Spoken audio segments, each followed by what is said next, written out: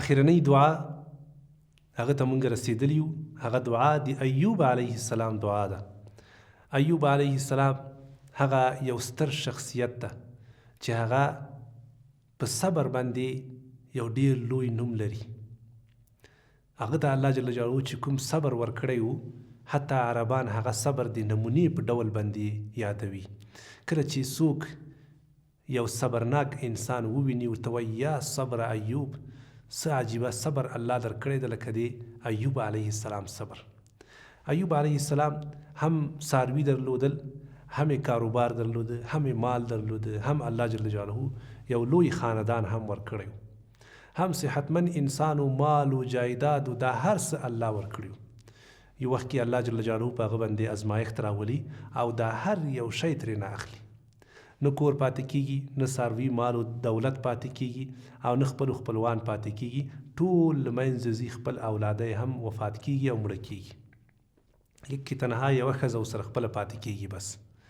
او دی صحتمند هم نه ده، داسې سخت مرض باندې الله جل جلاله مبتلا کړی و چې ځای په ځای باندې بیچاره پروت و.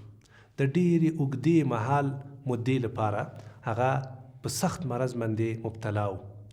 خو د دې ټولې مده کې هغه سبحان الله، الله جل جلاله ته نو غوښتي چې الله ما ته شفا راکړه. ډېر یو باادبه انسان و، ډېر یو عاجزه انسان و.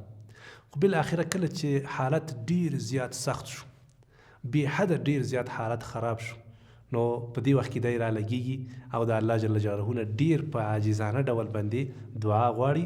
دا ښایسته دعا هم الله جل جلاله په قرآن کې را نقلوي او موږ تاسو ته یې راښیي. کله چې دا دعا کوي نو الله یې دا دعا قبلوي، بیرته یې ژوند ښایسته کېږي. الله جل جلاله له دې سخت مرض نه دته شفا ورکوي، کور، زندگی، مال و دولت هر څه ورته بیرته برابروي. هغه دعا دا ده: رب انی مسنی الضر وانت ارحم الراحمین. ای الله، وای ما ته تکلیف رسېدلی ده او ته تر ټولو زیات رحم کوونکی ذات یې. دا د دې دعا مفهوم ده. داسې نه ورته وایي چې الله ما ته شفا راکړه، بلکې فقط یو وړاندیز کوي الله ته: ای الله، وای ما ته تکلیف رسېدلی ده او ته تر ټولو ډېر رحم کوونکی یې. نو الله جل جلاله خو په هر څه باندې پوهېږي، سمدستي د هغه دا دعا قبلوي او الله جل جلاله ورباندې رحم کوي. سمدستي د دا ټول ژوند بدلیږي.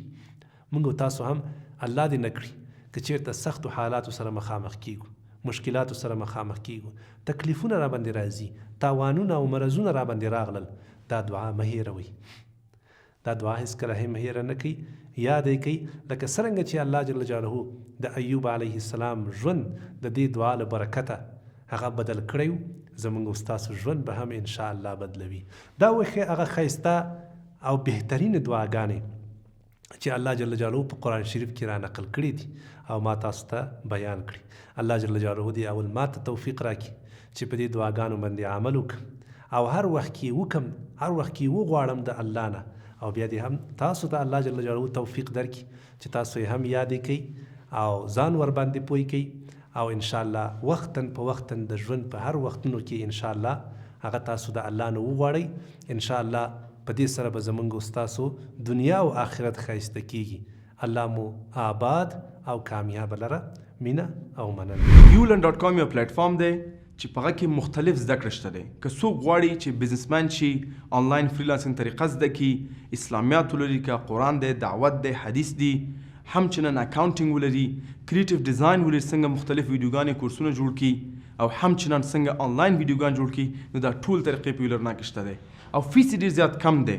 که ته د افغانستان نه بیرون د کال فقط د میاشتې $7 دی تا ته، او ته یو فیس باندې کولی شي ټولو مقالو ته چې زرهاو نه ډېر زیاتې دي او سلهاو کورسونو ته لاسرسی پیدا کړي د ټول کال دپاره او زده کړه وکړي. زما په نظر بهترین چانس دی چې ته باید د خپل ژوند بدلون لپاره اولین اقدام وکړي چې هغه د ulearn کې راتګ دی او خپل زده کړه شروع کول دي.